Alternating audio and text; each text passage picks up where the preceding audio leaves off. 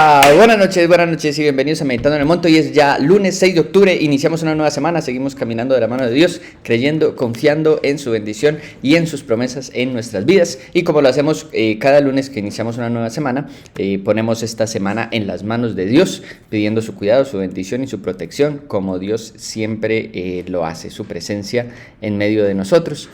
Oremos como lo venimos haciendo por nuestro país, Colombia, y hacemos la meditación de esta noche, así que acompáñenme a orar. Señor, te entregamos esta nueva semana que iniciamos en tus manos, pidiendo tu compañía, como siempre estás con nosotros, pidiendo que tu compañía nos acompañe en todo lo que vamos a hacer en esta semana que tú nos regalas, también tu cuidado, tu protección, como siempre estás cuidando de nosotros, y tu bendición y tu provisión en medio de nosotros. Gracias por cuidar de cada uno de nosotros todos los días y cada semana. Señor, te oramos por nuestro país, Colombia, a menos de un año de elecciones, para que tú cuides a nuestro país de escoger mal un nuevo presidente, y también que cuides a nuestro país de la violencia que tiende a aumentar en estos tiempos de elecciones presidenciales. Que tú cuides y guardes de nuestro país, te lo pedimos.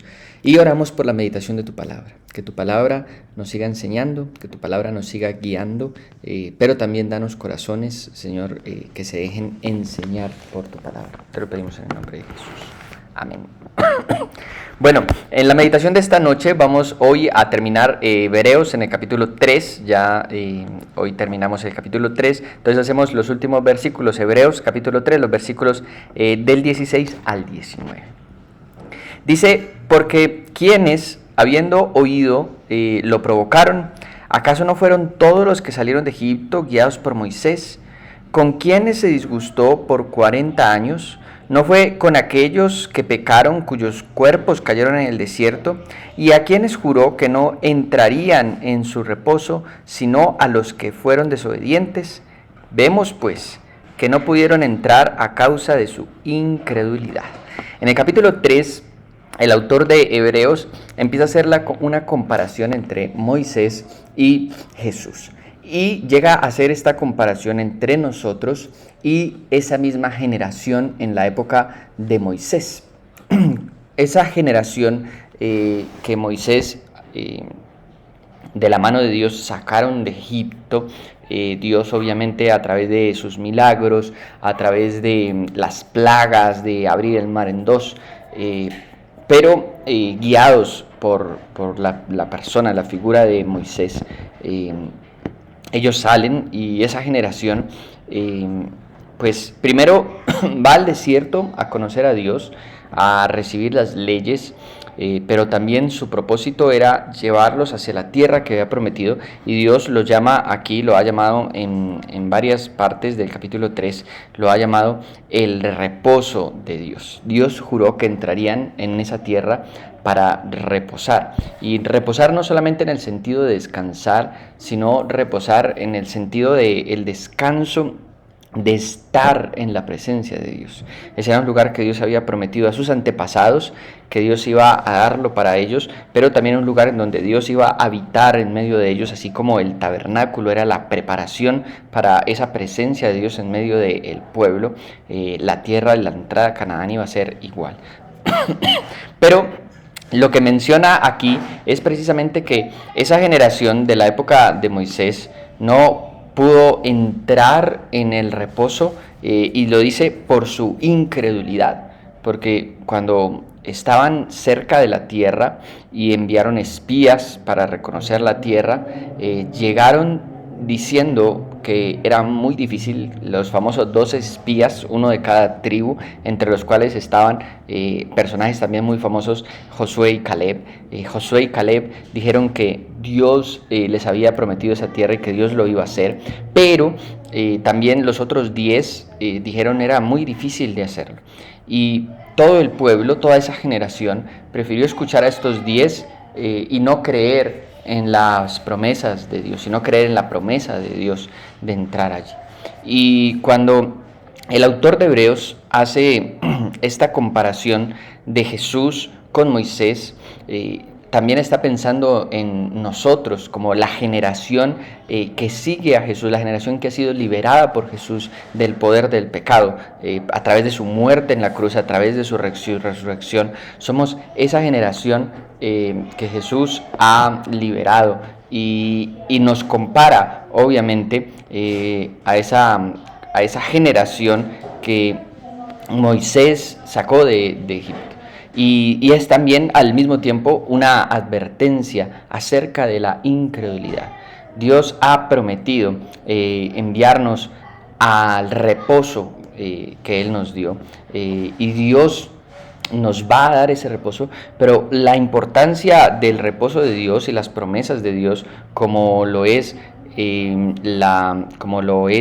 la vida eterna que Dios nos ha prometido, también dependen en gran parte de nuestra fe, de cómo creemos en Dios, porque la Biblia dice: aquel que cree en Jesús y aquel que declara que Jesús es el Hijo de Dios, y que ha muerto en sus pecados, y necesitamos creer en eso. Y llama mucho la atención que en el versículo 19, donde termina toda esa comparación y habla acerca de quiénes fueron esta generación, dice: no entraron a causa de su incredulidad. Pero una de las cosas que más llama la atención con la incredulidad de la generación de la época de Moisés es que ellos sí ya habían visto, que ellos habían conocido de primera mano la realidad de un Dios que podía hacer milagros, no solamente en el momento en el que los salva, en el momento en el que los saca de la esclavitud en Egipto, sino aún en su peregrinaje por el desierto. Vieron todo el tiempo cómo Dios les enviaba cada día el alimento, el maná. Cuando se quejaron de que ya no querían más maná, Dios les envió codornices.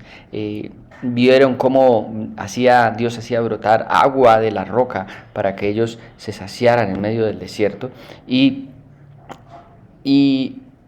eso es lo que más llama la atención acerca de la incredulidad, porque seguramente muchas veces nos pasa como Tomás, que es bastante famoso, el discípulo de los 12, cuando le hablan acerca de la resurrección de Cristo. Él dice: hasta que yo no lo vea y no ponga mi mano en su costado, en su herida, no voy a creer.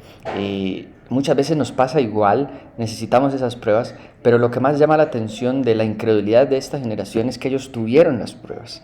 Es que Dios les permitió ver los milagros, las proezas, su provisión, pero aún así cayeron en incredulidad.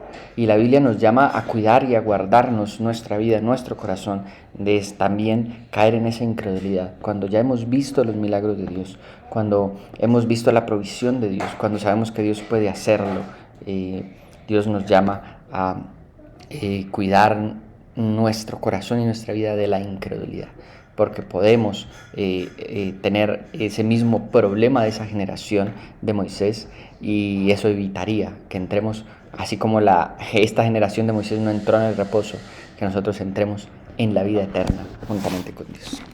Con esta meditación yo le puedo invitar a que oremos.